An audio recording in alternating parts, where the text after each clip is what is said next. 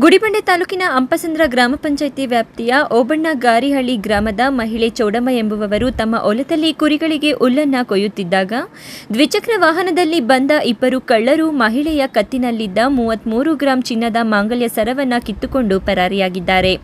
ಇನ್ನು ಈ ಬಗ್ಗೆ ಚೌಡಮ್ಮರವರು ಗುಡಿಬಂಡೆ ಪೊಲೀಸ್ ಠಾಣೆಯಲ್ಲಿ ದೂರು ನೀಡಿದ್ದು, ದೂರಿನ ಹಿನ್ನೆಲೆ ಎಸ್ಪಿ ಕುಶಾಲ್ ಚೌಕ್ಸೆ ಪ್ರತ್ಯೇಕವಾಗಿ ತಂಡ ರಚಿಸಿ ಆರೋಪಿಗಳ ಪತ್ತೆಗಾಗಿ ಬಲೆ ಬೀಸಿದ್ದರು.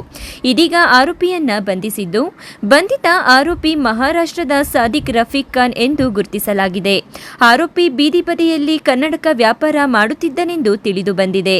ಇನ್ನು ಬಂಧಿತ ಆರೋಪಿಯಿಂದ 33 ಗ್ರಾಂ ಚಿನ್ನದ ಮಾಂಗಲ್ಯ ಸರವನ್ನ ವಶಪಡಿಸಿಕೊಂಡು ನ್ಯಾಯಾಲಯದ ಬಂಧನಕ್ಕೆ ಒಳಪಡಿಸಿದ್ದಾರೆ.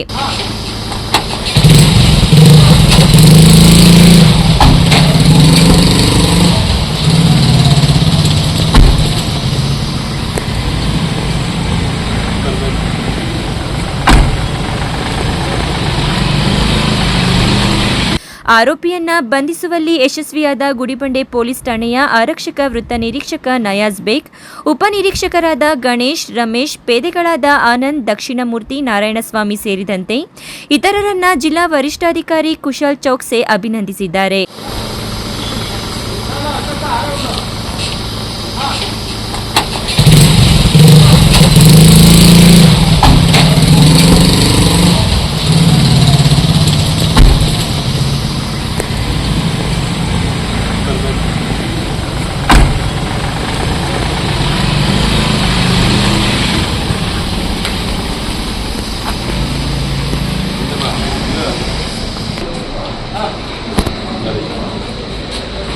N V Venkatesh, MM TV news, Gudibande.